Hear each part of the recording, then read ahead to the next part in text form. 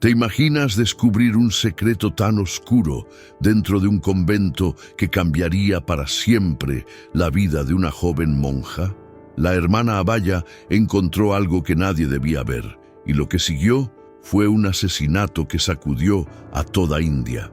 A lo largo de décadas, investigaciones criminales, testigos valientes y decisiones controvertidas mantuvieron este caso en la mira de todos. Si quieres conocer el horror detrás de la fachada sagrada y cómo la justicia tardó casi 30 años en llegar, suscríbete al canal y activa la campana para no perderte ningún detalle de esta historia impactante. Cuando se abre un expediente criminal, no es solo un montón de papeles sin alma. Es un rompecabezas hecho de huellas, indicios y testimonios que hablan por los que ya no pueden hacerlo. En cada hoja se esconden verdades a medias, silencios incómodos y secretos que intentan permanecer enterrados. Y es precisamente ahí donde nacen las más fascinantes historias de crímenes, esas que no se olvidan fácilmente. La hermana Abhaya, también llamada Amaya en algunas versiones, es uno de esos nombres que todavía hoy resuenan en la memoria colectiva.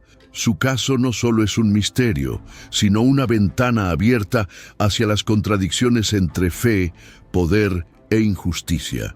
Y lo más inquietante es que, aunque se trata de un episodio ocurrido hace décadas, su eco sigue vigente en reportajes sobre crímenes reales que circulan por todo el mundo.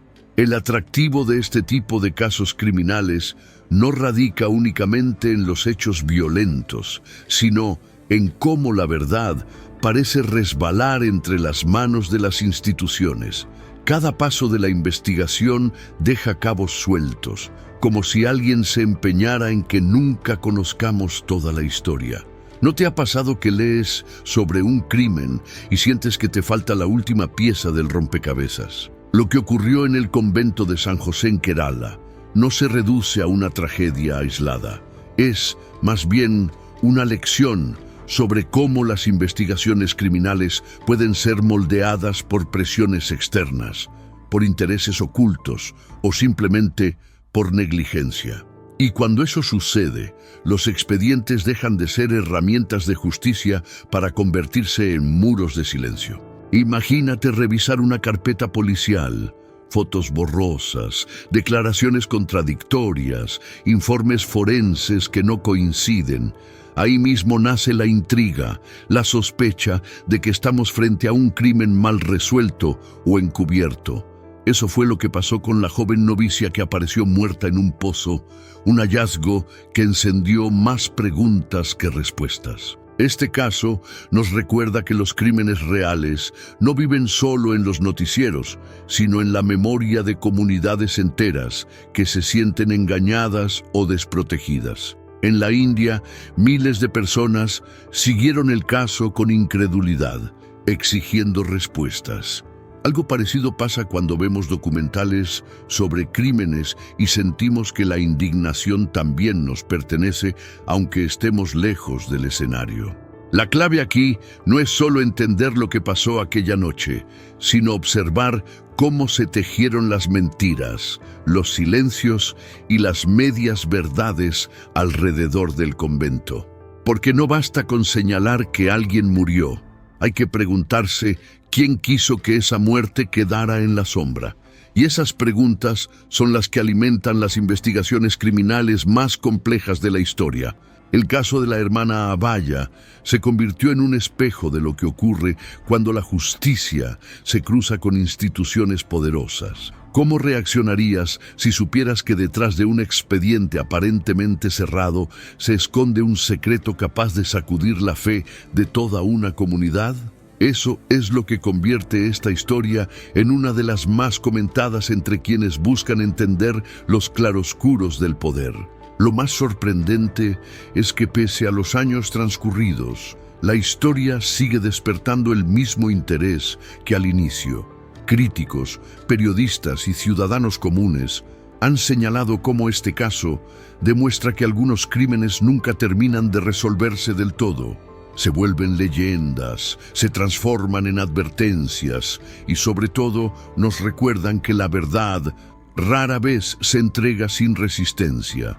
Y así, con el nombre de la hermana Abaya marcado en tinta y memoria, se abre un capítulo lleno de dudas, sospechas y contradicciones. Una historia que nos lleva del silencio del convento a los tribunales más ruidosos de la India. Pero para entender cómo se llegó hasta allí, primero hay que conocer quién era ella, cómo vivía y qué la llevó a vestir el hábito religioso. La historia de cualquier caso criminal cobra más sentido cuando entendemos la vida de la víctima. La hermana Abaya nació el 26 de febrero de 1971 en Kerala, una región donde la religión y la tradición caminan de la mano.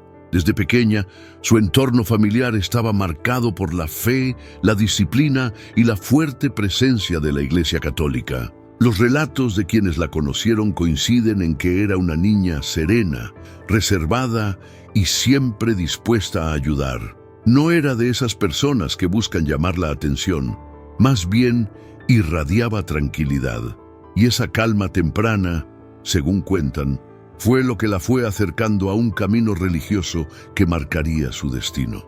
A veces, cuando pensamos en historias de crímenes reales, olvidamos que detrás de cada víctima hay un niño o una niña que alguna vez soñó con cosas simples. Abaya, por ejemplo, no soñaba con lujos ni con grandeza, sino con servir a los demás.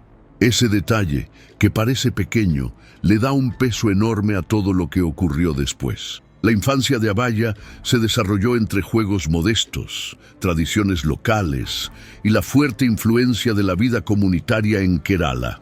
Sus padres la educaron bajo un ideal de respeto y obediencia, valores que, en teoría, debían protegerla de cualquier peligro. Y, sin embargo, esos mismos valores la llevaron a un lugar donde su seguridad se vio comprometida. Desde muy joven, sus maestros notaron en ella una inclinación especial hacia lo espiritual. Mientras sus compañeros se distraían con travesuras, ella encontraba consuelo en la oración y en las actividades de la iglesia. Es el tipo de vocación temprana que no se fabrica, sino que se siente como un llamado interior. Con el tiempo, ese llamado se volvió más fuerte. Decidió que quería dedicar su vida al servicio religioso, una decisión que sus padres aceptaron con orgullo y respeto. En comunidades tradicionales, cuando una hija escoge el camino religioso, se la ve como una bendición para la familia, y Abaya no fue la excepción. Al ingresar a la congregación de San José, tomó el nombre de Abaya, que significa sin miedo. Ese nombre, cargado de simbolismo, parecía anticipar la firmeza con la que viviría su fe. Resulta irónico pensar que alguien que adoptó ese nombre terminaría envuelta en un caso donde el miedo y el silencio lo cubrieron todo. Vale la pena detenerse un momento en esa elección. ¿Qué significa vivir sin miedo?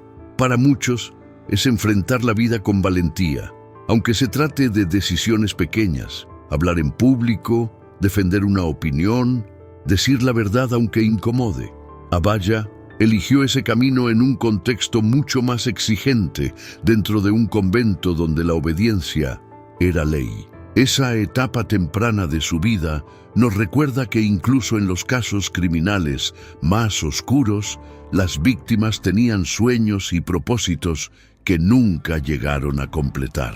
Tal vez por eso, las investigaciones criminales como la suya generan tanta indignación, porque no se trata solo de una muerte, sino de un futuro interrumpido. Y así, con apenas 21 años, Abaya ya estaba completamente entregada a la vida religiosa. Su biografía temprana nos pinta el retrato de una joven disciplinada, convencida de su vocación y con un nombre que llevaba en sí mismo un mensaje de fortaleza.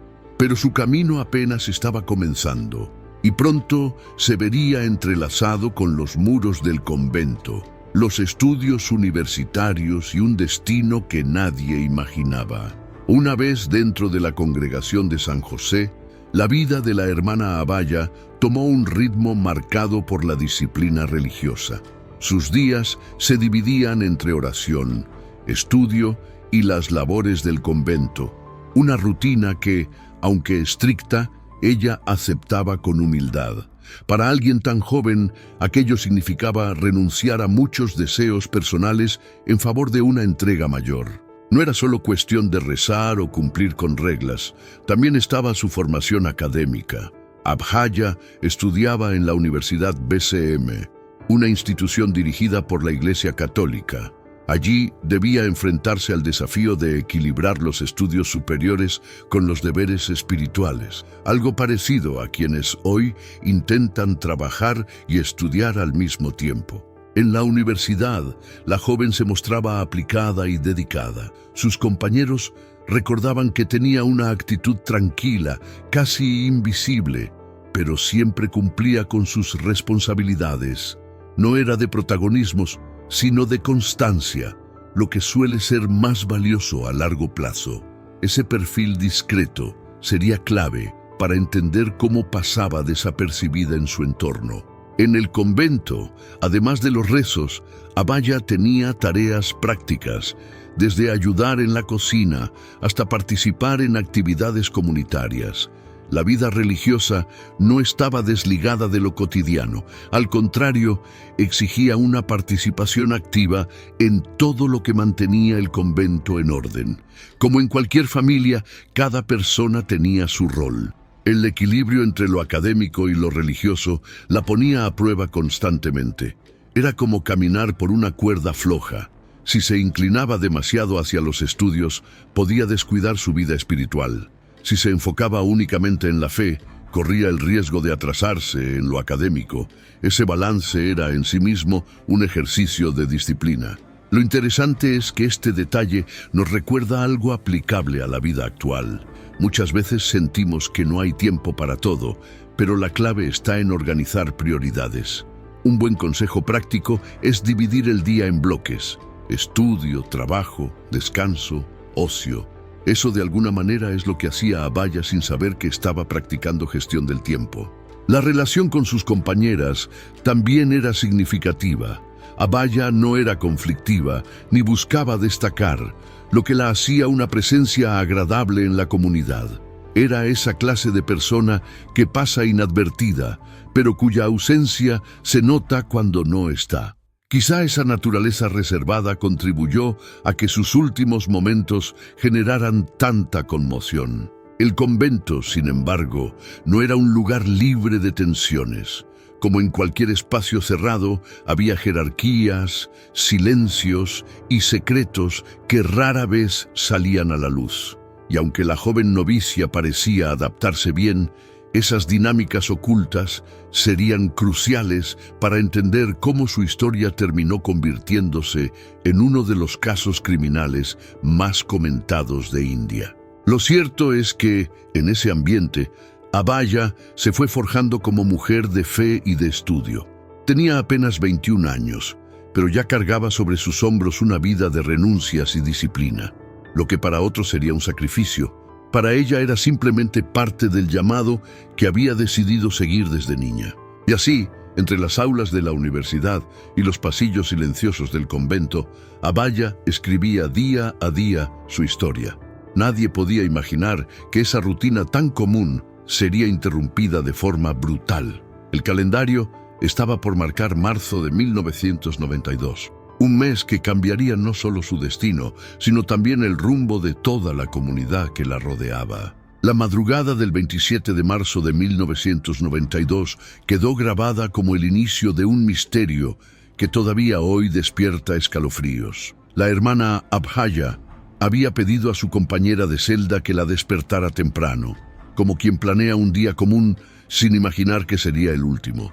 Ese detalle tan cotidiano cobra un peso enorme cuando se observa desde la perspectiva de lo que ocurrió después. Alrededor de las 4:06 de la mañana, Abhaya fue vista levantándose y dirigiéndose hacia la cocina. Quería tomar un vaso de agua antes de comenzar su jornada de oración. Una acción sencilla, rutinaria, que cualquiera haría medio dormido. pero fue justamente en ese recorrido que su rastro se perdió para siempre. Lo inquietante de las historias de crímenes reales es cómo la vida cambia en un instante. Un gesto tan inocente como abrir la puerta de la cocina se transformó en el punto de no retorno. Y lo más desconcertante es que nadie escuchó gritos, ni golpes, ni señales claras de un ataque. Solo un silencio extraño cubrió la madrugada. La rutina del convento, tan estructurada, ayudaba a que todos confiaran en la normalidad de esos primeros minutos del día. Pero lo que parecía tranquilo escondía un quiebre profundo. ¿Qué pudo pasar entre esas paredes silenciosas? Esa pregunta se convertiría en el centro de múltiples investigaciones criminales a lo largo de casi 3 décadas. A veces, los casos criminales más perturbadores no empiezan con violencia evidente, sino con un vacío, una persona que no regresa, una puerta que queda entreabierta, un reloj detenido a la misma hora. En este caso, ese vacío fue el último trayecto de Abaya hacia la cocina, un trayecto que nunca completó. Si lo pensamos en términos cotidianos, todos tenemos pequeños rituales matutinos: preparar café, revisar el celular, salir a correr. Y rara vez imaginamos que esos gestos tan comunes pueden convertirse en la última acción registrada de nuestra vida. Eso es lo que vuelve tan inquietante esta historia. Su inicio es tan normal que cualquiera puede verse reflejado. Los registros posteriores mostraron que nada estaba fuera de lugar en ese momento. El convento permanecía en calma, como si la vida continuara con normalidad. Y sin embargo, en algún rincón, algo había sucedido que nadie quería o podía explicar con claridad. Era el inicio del silencio que envolvería todo el caso.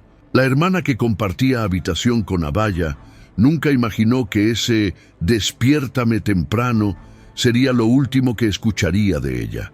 Ese tipo de recuerdos quedan grabados con fuerza en la mente de los testigos. Palabras simples que, con el paso del tiempo, se convierten en piezas clave dentro de las historias de crímenes. La desaparición de Abaya en esas horas iniciales se transformó en un misterio dentro de un lugar que debía simbolizar paz y protección.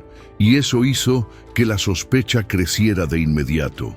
Si en un convento no se estaba a salvo, ¿dónde sí?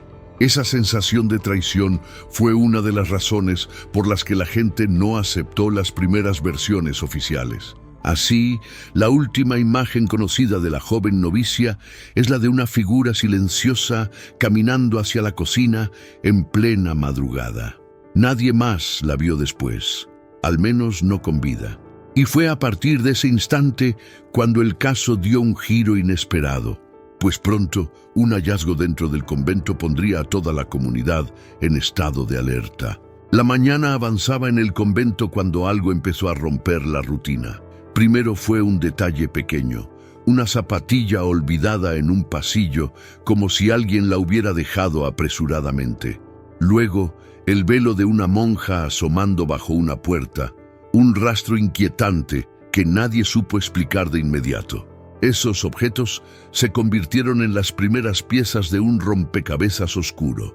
En los crímenes reales, a menudo son los detalles más simples los que despiertan las alarmas. No se trata de una escena sangrienta, sino de silencios y objetos fuera de lugar, señales que obligan a mirar 2 veces lo que parecía común. El convento, un lugar pensado para la calma y la meditación, se transformó en escenario de desconcierto. Varias religiosas empezaron a buscar a Abaya, preguntando por ella en distintos rincones. Fue en medio de esa búsqueda cuando alguien miró hacia el pozo del convento y vio algo que nunca debería estar ahí. El agua reflejaba la luz del día, pero en su superficie flotaba la silueta de un cuerpo inmóvil. Era la joven novicia. Esa imagen heló la sangre de quienes estaban presentes. No era una visión común, era la tragedia interrumpiendo la rutina sagrada. Y desde ese momento ya no hubo vuelta atrás. Se dio aviso a los bomberos y a la policía local, quienes acudieron al convento con la urgencia del caso. La extracción del cuerpo fue lenta y dolorosa, con las monjas observando en silencio, algunas rezando, otras llorando.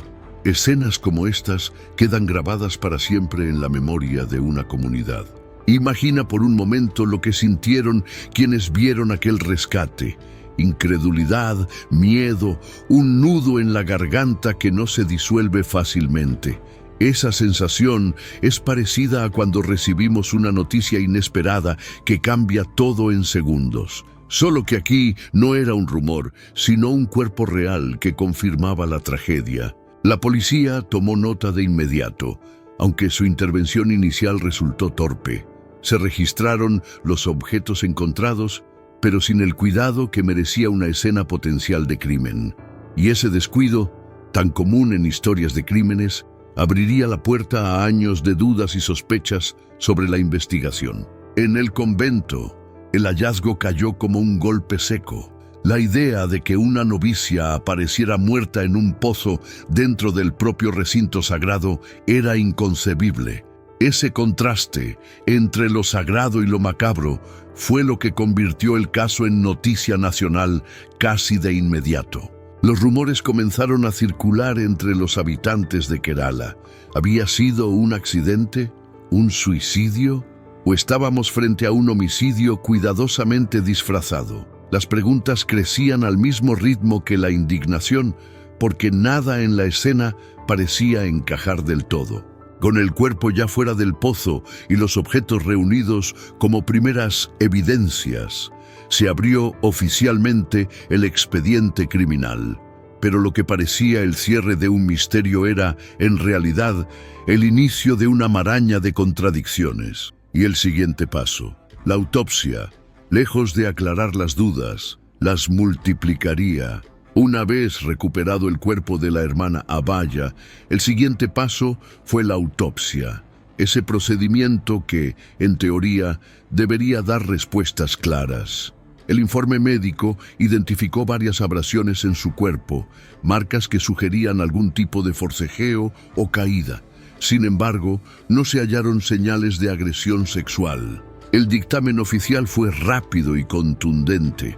La causa de la muerte se registró como ahogamiento. Sobre el papel parecía un caso cerrado, casi rutinario. Pero cualquiera que haya seguido historias de crímenes reales sabe que los informes demasiado simples suelen despertar más preguntas que certezas. Una de las primeras hipótesis planteadas fue el suicidio. Según los documentos, la joven habría decidido terminar con su vida arrojándose al pozo, pero la familia, las monjas y gran parte de la comunidad no aceptaron esa versión. ¿Cómo una chica que rezaba, estudiaba y planeaba un día común terminaría tomando una decisión tan drástica? El suicidio, como explicación, parecía más una salida cómoda para las autoridades que una verdad comprobada. Es como cuando un problema complejo se resuelve con una frase vaga: fue lo que fue. Esa sensación de superficialidad hizo que las investigaciones criminales posteriores miraran con lupa cada línea del informe. El detalle de las abrasiones tampoco cuadraba del todo. ¿De dónde provenían esas marcas? ¿De un accidente, de una caída dentro del pozo o de una agresión previa? En los casos criminales, los pequeños detalles suelen ser la diferencia entre un archivo cerrado y un homicidio reconocido. La comunidad comenzó a cuestionar si fue un suicidio, por qué estaban sus zapatos y su velo en lugares extraños. Los indicios parecían contradecir la versión oficial. Como suele pasar en muchas historias de crímenes, la gente de a pie se convierte en investigadora improvisada, buscando coherencia donde el expediente no la ofrece. Lo más inquietante es que este tipo de conclusiones apresuradas no son exclusivas de este caso. En muchas investigaciones criminales alrededor del mundo se observa el mismo patrón: minimizar, simplificar y en ocasiones encubrir. Y siempre queda la misma sensación: alguien quiere cerrar la carpeta demasiado rápido. El informe inicial no satisfizo a nadie, ni siquiera a algunos dentro de la misma iglesia. Las dudas eran tantas que, lejos de apagar el tema, lo encendieron aún más. En Kerala, la noticia comenzó a circular como pólvora y cada vez más voces exigían una explicación coherente. Esa mezcla de silencio institucional y ruido popular es lo que convierte a los casos criminales en símbolos. La hermana Abaya ya no era solo una novicia muerta, era el reflejo de lo que ocurre cuando la justicia parece mirar hacia otro lado. Y eso hizo que el caso no pudiera enterrarse tan fácilmente. El informe, en lugar de cerrar heridas, abrió un abismo de sospechas. La pregunta ya no era solo cómo murió Abaya, sino quién se beneficiaba con la versión de un suicidio. Y esas dudas, lejos de apagarse, fueron el combustible para que activistas y familiares empujaran la reapertura del caso. El informe inicial que hablaba de suicidio no convenció a nadie. La comunidad religiosa, los vecinos y hasta algunos sacerdotes se mostraron incrédulos ante esa conclusión. Era como si quisieran cerrar un libro sin haber leído sus páginas más importantes. Y esa sensación de engaño encendió la primera chispa de indignación. Poco a poco, la noticia del caso se fue expandiendo fuera del convento. En Kerala, un lugar acostumbrado a respetar profundamente la fe, la idea de que una novicia simplemente se arrojara a un pozo resultaba absurda. La gente comenzó a hablar de encubrimiento, un término que siempre da escalofríos en los casos criminales. Entre la multitud de voces surgió una figura clave, un activista de derechos humanos que se negó a aceptar la versión oficial. Este hombre decidió formar un comité ciudadano con el único propósito de exigir justicia para la hermana Abaya. Su iniciativa fue como una piedra en un estanque, generando ondas que alcanzaron a toda la sociedad. Lo interesante es que este tipo de activismo no solo ocurre en India. En muchos crímenes reales alrededor del mundo, la presión social ha sido la que mantiene vivas las investigaciones criminales. Un ejemplo cercano: comunidades que se organizan en marchas, vigilias o campañas en redes sociales para que un expediente no quede en el olvido. En el caso de Abaya, las vigilias de oración se convirtieron en protestas silenciosas. Lo que al inicio era un lamento colectivo empezó a transformarse en un movimiento social. Personas que nunca habían pisado un tribunal comenzaron a exigir explicaciones legales, demostrando que la justicia también nace en la calle. El comité organizado por el activista reunió firmas, organizó reuniones y presionó a las autoridades locales. Su discurso era claro: aquello no había sido un suicidio, sino un homicidio que debía investigarse con seriedad. Esa convicción le dio al caso un aire de rebeldía frente al silencio oficial. El convento y la iglesia local no podían ignorar el creciente murmullo. La contradicción era evidente. Mientras unos pedían justicia, otros buscaban mantener intacta la imagen institucional. Esa tensión entre fe y verdad es lo que convierte a este caso en una de las historias de crímenes más emblemáticas de India. Cada nuevo rumor aumentaba la presión. ¿Quién estaba detrás del supuesto encubrimiento? ¿Por qué tanto interés en sostener la hipótesis del suicidio? La gente no solo pedía justicia por Abhaya, también exigía transparencia, como si al descubrir la verdad se limpiara la honra de toda la comunidad. La reapertura del caso se volvió inevitable. Las autoridades, presionadas por el comité y por la opinión pública, se vieron obligadas a revisar el expediente. Lo que comenzó como un expediente sencillo, pronto se convirtió en una maraña de sospechas, contradicciones y posibles responsables. Así, el clamor popular abrió una nueva etapa en la historia de la hermana Abaya. La comunidad había hecho su parte: empujar a la justicia a mirar de nuevo donde antes había querido pasar de largo. Y con esa reapertura, entró en escena un actor decisivo que marcaría los siguientes años: la Oficina Central de Investigaciones, la famosa CBI. Con la presión social creciendo como fuego en pasto seco, el gobierno de Kerala no tuvo otra opción que transferir el caso a la CBI, la Oficina Central de Investigaciones. Para muchos, aquello era una señal de esperanza. Por fin, un organismo nacional, supuestamente independiente, pondría la lupa donde antes solo había sombras. La llegada de la CBI generó expectativas enormes. La gente pensaba que en poco tiempo se sabría toda la verdad. Sin embargo, lo que siguió fue una sucesión de informes contradictorios que confundieron más de lo que aclararon. En los casos criminales, pocas cosas generan tanta frustración como un expediente lleno de idas y vueltas. El primer equipo de la CBI, tras revisar el expediente, concluyó que la muerte de Abaya no había sido un suicidio, sino un homicidio encubierto. Aquella conclusión parecía darle la razón a la comunidad y al comité de activistas. Pero, sorprendentemente, el informe fue rechazado y el equipo reasignado. Tiempo después, un segundo equipo de la misma agencia emitió un nuevo reporte. En esta versión, se decía que no había pruebas suficientes para considerar el caso como homicidio, inclinándose otra vez hacia la hipótesis del suicidio. Esa contradicción levantó sospechas inmediatas. ¿Qué estaba pasando dentro de la CBI? La gente comenzó a hablar de influencias externas. En historias de crímenes reales, siempre hay un punto donde se duda si las instituciones están investigando la verdad o protegiendo intereses.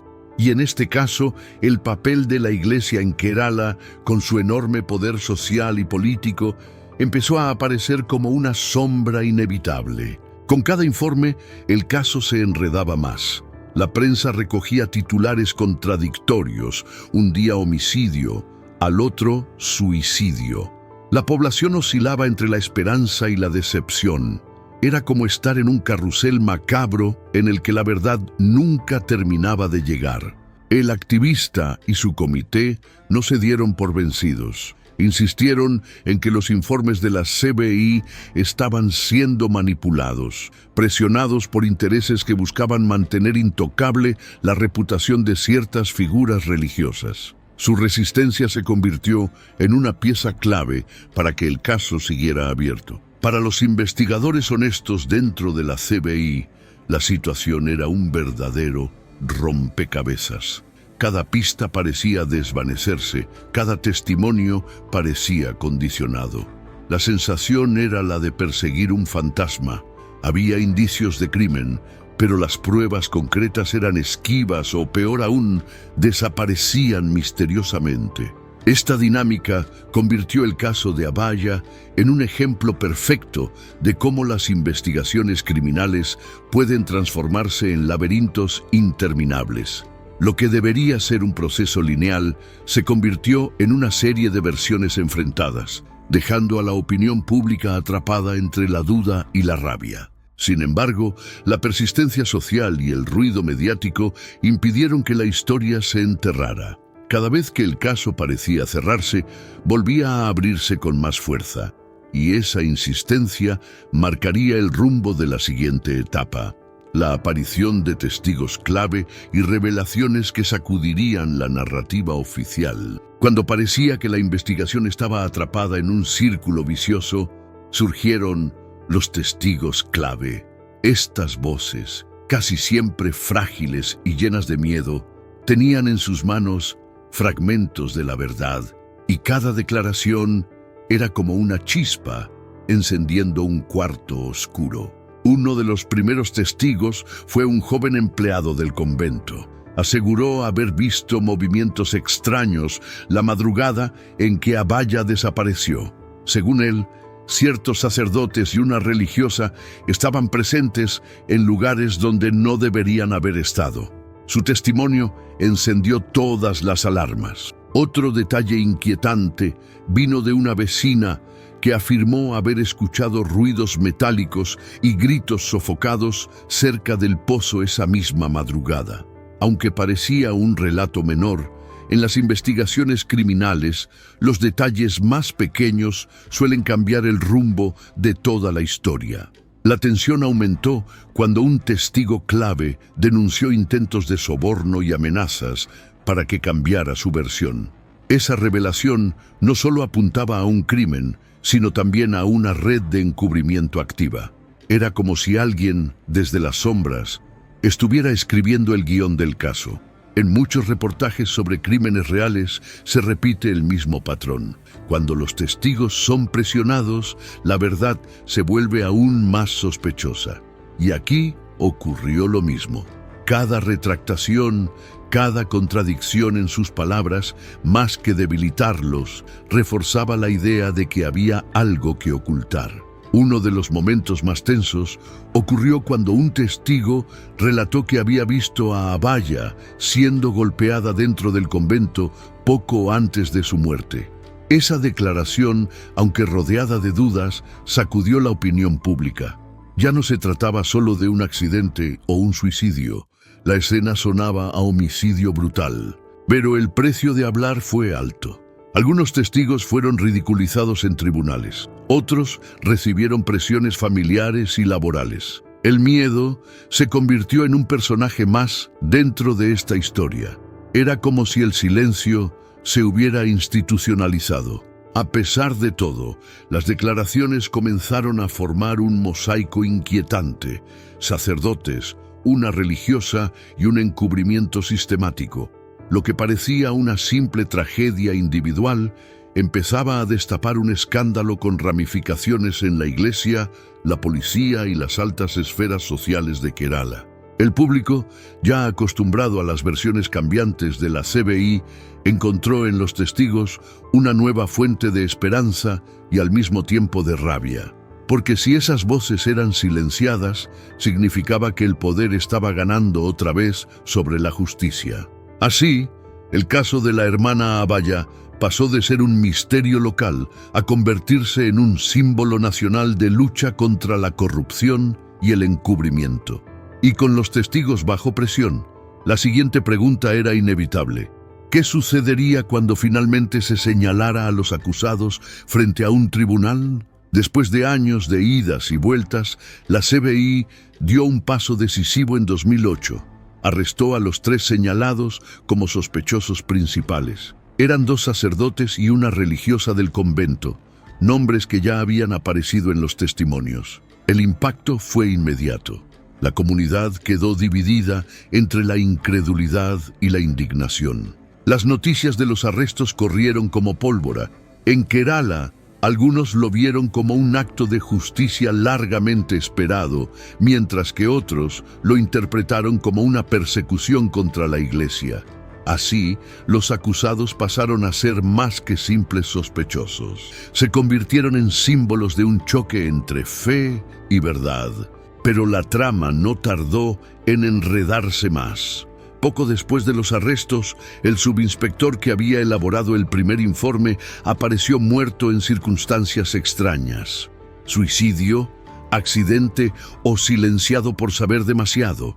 Ese episodio oscureció aún más las investigaciones criminales. En historias de crímenes, cuando los propios policías que investigan terminan muertos, la confianza pública se desploma. Aquí ocurrió lo mismo. La gente empezó a sospechar que detrás del convento no solo había un homicidio, sino una red de poder decidida a borrar huellas a cualquier costo.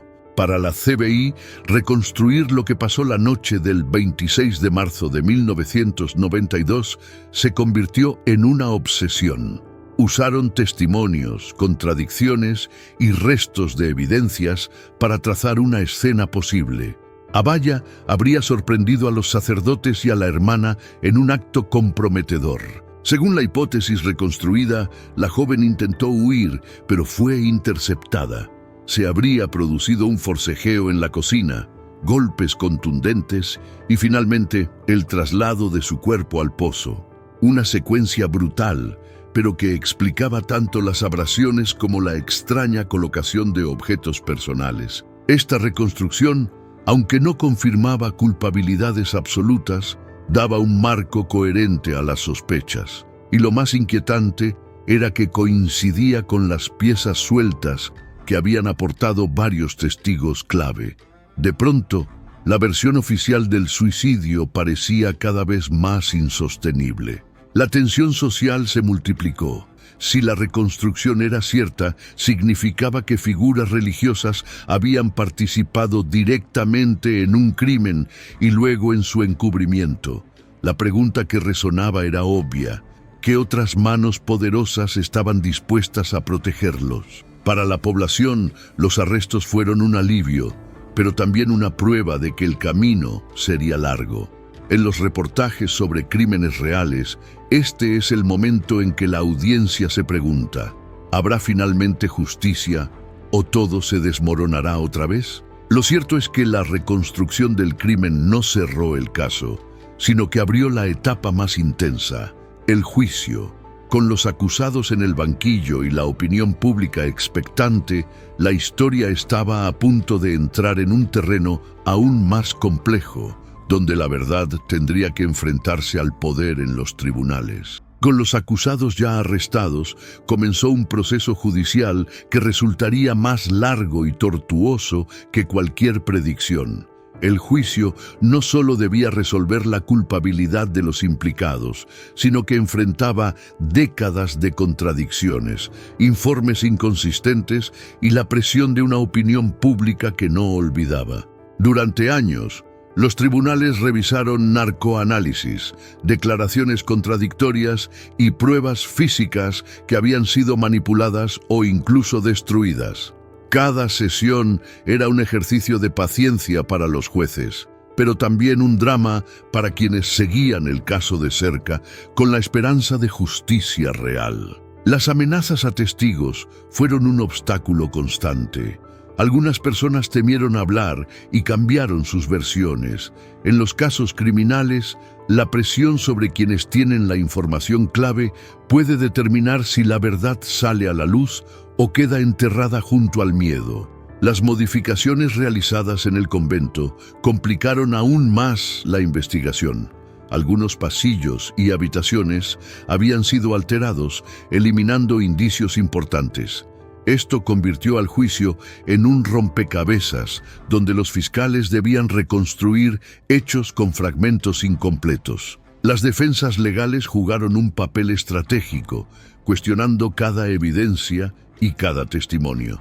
Se alegaba que los informes de la CBI eran contradictorios y que los testigos habían sido presionados. Así, el caso parecía equilibrarse entre la búsqueda de justicia y la defensa de intereses poderosos. Para la comunidad, observar el juicio era como seguir un thriller en tiempo real. Cada sesión podía traer sorpresas, nuevos testigos, peritos con informes inesperados o incluso tácticas de dilación que mantenían el caso vivo durante décadas. Las audiencias eran maratónicas, a veces extendiéndose durante semanas. La paciencia de todos, desde abogados hasta familiares de Abaya, fue puesta a prueba. Pero cada obstáculo legal también servía para mostrar la complejidad de llevar un caso criminal de alto perfil a una resolución definitiva. En medio del juicio, la sociedad se mantuvo atenta. Cada decisión judicial, cada aplazamiento, cada declaración de los testigos era debatida en medios, generando una presión constante sobre el sistema judicial. Esto es común en las investigaciones criminales con resonancia pública. La opinión colectiva se convierte en un actor más del proceso. A pesar de los obstáculos, el juicio avanzaba paso a paso. Cada evidencia reconstruida, cada testimonio persistente y cada contradicción aclarada acercaban un poco más la posibilidad de justicia y al mismo tiempo mantenían vivo el interés público en un caso que había atrapado a toda India. Así, después de décadas de documentos, sesiones judiciales y estrategias legales, el juicio preparaba el terreno para la etapa más decisiva, el veredicto final. Con la tensión acumulada durante años, el tribunal estaba listo para pronunciar palabras que marcarían la historia del convento y de la hermana Abaya. Finalmente, después de 28 años de intrigas, contradicciones y espera, El 22 de diciembre de 2020 se anunció el veredicto que cambiaría para siempre la historia de la hermana Abaya. El Tribunal Especial de la CBI declaró culpables a 2 de los acusados, enviando un mensaje contundente sobre la persistencia de la justicia. El padre Thomas y la hermana Sefi fueron condenados a cadena perpetua por homicidio agravado y destrucción de pruebas. Para muchos, estas palabras resonaron como un eco de justicia largamente esperado, mientras que para otros representaban apenas un paso en un proceso que había tardado demasiado. Durante la lectura del veredicto, familiares y activistas lloraron, algunos abrazando la sensación de cierre, otros manteniendo la indignación por las décadas de demora. En las historias de crímenes reales, este tipo de reacciones muestra cómo la justicia no solo es un acto legal, sino también un proceso emocional para quienes esperan respuestas. La sentencia fue celebrada como un triunfo de la persistencia, del activismo y de la presión social. Había sido un camino largo y lleno de obstáculos, pero finalmente la verdad había logrado imponerse sobre la desinformación y los encubrimientos. El tribunal destacó la importancia de los testimonios y la reconstrucción de la escena, reconociendo que sin la valentía de los testigos y la insistencia de la comunidad, la condena no habría sido posible. Esto subraya un aspecto clave en investigaciones criminales. La participación activa de la sociedad puede ser decisiva. A pesar de la condena, el impacto emocional era ambivalente. Por un lado, existía la satisfacción de ver la justicia aplicada. Por otro, la conciencia de que demasiados años habían pasado y que durante ese tiempo la comunidad vivió con dudas y temores. El veredicto también sirvió como advertencia para instituciones religiosas y figuras de autoridad. Nadie está por encima de la ley, ni siquiera en lugares sagrados. En muchas historias de crímenes, este tipo de resolución representa un punto de inflexión cultural, más allá del caso específico. Medios locales e internacionales destacaron la sentencia como un precedente en la India, reforzando la idea de que la justicia, aunque lenta, puede prevalecer sobre la impunidad. La historia de Abaya se convirtió así en un símbolo de lucha y de esperanza para futuras víctimas. Para la familia, los activistas y la sociedad, la condena fue un alivio, pero no un final.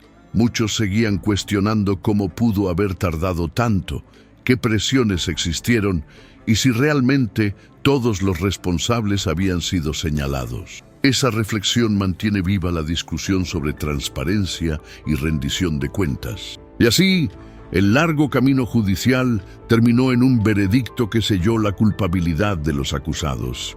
Pero la historia de Abaya, sus injusticias y el esfuerzo colectivo por esclarecer la verdad ya habían trascendido los tribunales, dejando lecciones profundas sobre el valor de la persistencia, la denuncia y la memoria. A pesar de la condena, los acusados no permanecieron tras las rejas por mucho tiempo. Obtenida la libertad bajo fianza mientras apelaban, el caso entró en una nueva fase llena de incertidumbre y tensión.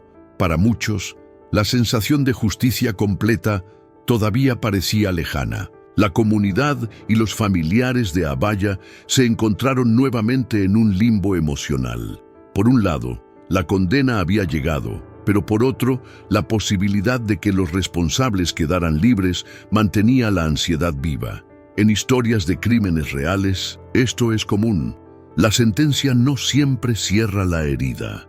Críticos del juicio señalaron posibles irregularidades durante todo el proceso, desde la investigación inicial hasta la presentación de pruebas en el tribunal. La opinión pública comenzó a debatir sobre interferencias institucionales y eclesiásticas que podrían haber influido en el resultado final. Los abogados defensores aprovecharon cada resquicio legal para retrasar los procedimientos y cuestionar la validez de los testimonios. La estrategia judicial mostraba cómo, incluso después de la condena, los mecanismos legales podían ser utilizados para proteger a los acusados. Las apelaciones también generaron un debate intenso sobre la transparencia de la CBI y la justicia en casos sensibles. Se cuestionó si los informes contradictorios de décadas atrás habían sido producto de negligencia o de presiones externas.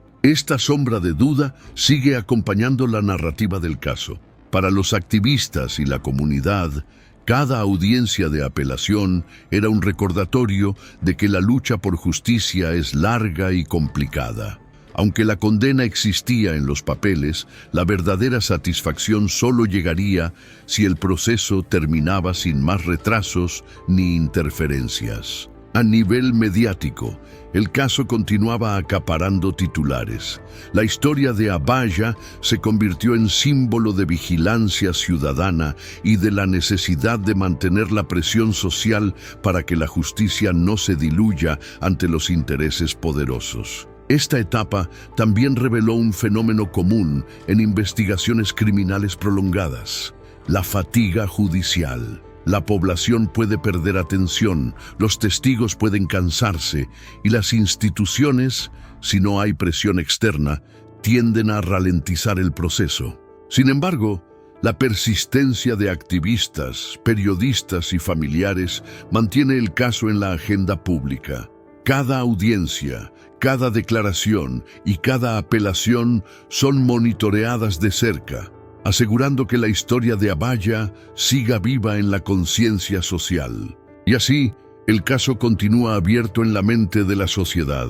Aunque la sentencia inicial marcó un hito, la libertad bajo fianza, las apelaciones y las críticas sobre el proceso muestran que la verdad y la justicia no siempre se alcanzan de manera inmediata, recordándonos la importancia de la vigilancia y la denuncia constante. Después de décadas de misterio, encubrimiento y lucha por la verdad, el caso de la hermana Abaya nos recuerda que la justicia puede ser lenta, pero no imposible. ¿Qué hubieras hecho tú si te encontraras con un secreto tan oscuro dentro de un lugar sagrado? Y en la vida cotidiana, ¿cómo podemos aprender a identificar y denunciar injusticias antes de que se conviertan en tragedias irreversibles? Déjanos tus comentarios abajo. Tu opinión puede abrir debates importantes y ayudar a mantener viva la memoria de casos como este. No olvides suscribirte al canal y activar las notificaciones para seguir cada caso penal que publicamos, donde te contamos los detalles más impactantes y las historias detrás de los crímenes reales.